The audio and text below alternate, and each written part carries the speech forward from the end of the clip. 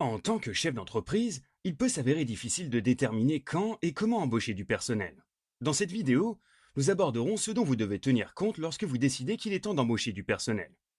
Nous allons vous guider à travers un processus de recrutement en 7 étapes et vous présenter une manière d'évaluer vos candidats. Commençons par le processus de recrutement. La première étape consiste à décider s'il est réellement nécessaire de recruter pour le poste et pourquoi. Vous savez que vous avez besoin de quelqu'un pour occuper un poste, mais vous n'avez peut-être pas besoin de recruter. Les questions à se poser sont les suivantes. Ce poste peut-il être couvert par des employés actuels? S'agit-il d'un besoin à long terme ou à court terme? Ce poste exige-t-il des compétences différentes de celles que mes employés ou moi-même avons? Si le poste est plus susceptible d'être un projet à long terme et que votre personnel actuel n'est pas en mesure de le couvrir, vous pouvez avoir recours au recrutement pour trouver une personne dotée de compétences ou d'expériences spécifiques qui répondront à vos besoins.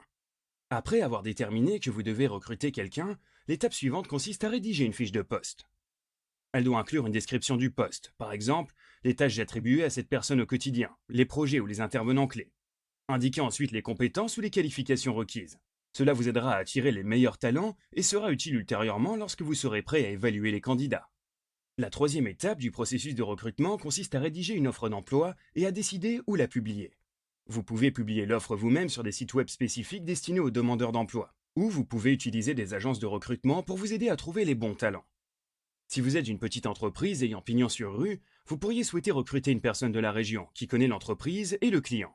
Vous pouvez également collaborer avec les écoles et universités locales pour attirer une main-d'œuvre plus junior que vous pouvez ensuite former selon vos besoins opérationnels. L'étape suivante vient après la publication de l'offre d'emploi et la réception de candidatures. Cette quatrième étape consiste à examiner les candidatures afin de réduire le nombre de candidats à rencontrer. Utilisez votre fiche de poste pour vérifier si un candidat répond à vos besoins. Qui a les compétences, les qualifications et les qualités requises? Triez ces candidats et classez-les selon leur expérience et leurs compétences. Sélectionnez les meilleurs candidats pour passer à la phase suivante. Avant de poursuivre, prenons un instant pour examiner comment bien évaluer les candidats. Lorsque les candidats se trouveront devant vous, comment saurez-vous qu'ils sont appropriés au poste? L'objectif d'une évaluation avant embauche est de vous aider à éviter de passer plusieurs mois à essayer de former une personne qui ne conviendra finalement pas au poste. Une certaine préparation en amont vous évitera de perdre du temps et de l'argent plus tard. Cette préparation est le moment où certaines méthodes d'évaluation peuvent vous aider. Cela peut sembler superflu à l'instant présent, mais ces pratiques sont conçues pour placer votre entreprise dans la meilleure position possible pour l'avenir. Pour n'importe quel poste, il y a 4 critères essentiels à évaluer concernant un candidat. Passons-les en revue dès maintenant. Premièrement, vous devez évaluer les compétences d'un candidat. Cela signifie évaluer si le candidat possède les compétences requises pour le poste. Les tests inhérents varieront selon les secteurs ou les industries. Par exemple, si vous embauchez un chef cuisinier, il est courant de réaliser des tests de compétences pratiques dans la cuisine et de proposer des journées d'essai. Ensuite, examinez l'expérience du candidat. Le candidat possède-t-il une expérience pertinente pour la fonction, l'industrie, le secteur et la géographie requis pour le poste? Afin d'évaluer l'expérience d'un candidat, posez des questions précises lors de l'entretien concernant des exemples de réussite, la résolution de problèmes propres à l'industrie, ainsi que d'autres questions axées sur les compétences. Préparez toujours en avance les questions de l'entretien. Utilisez les mêmes questions en tant que standard pour chaque candidat. Assurez-vous de prendre des notes exhaustives lors de l'entretien afin de disposer d'un document complet que vous pourrez examiner plus tard lorsque vous comparez les candidats. Examinez ensuite les prétentions salariales. Correspondent-elles à votre budget? Il est habituel d'aborder le salaire lors d'un entretien. Si vous avez indiqué le salaire dans l'offre d'emploi, on suppose que le candidat accepte le niveau de salaire offert. Cela dit, il est préférable de ne pas présupposer, et il est donc important d'aborder ce sujet lors de l'entretien.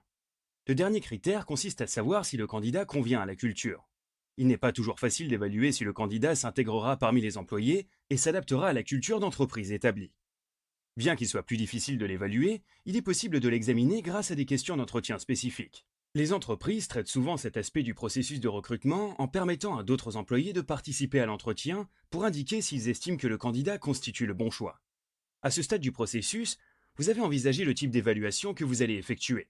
Vous avez sélectionné les candidats à interviewer et vous avez établi les heures et les dates des entretiens. Vous avez préparé les questions de l'entretien ainsi que d'autres exercices d'évaluation. Revenons au processus de recrutement en 7 étapes. La cinquième étape consiste à réaliser les entretiens. Réalisez les entretiens et les évaluations et prenez des notes exhaustives.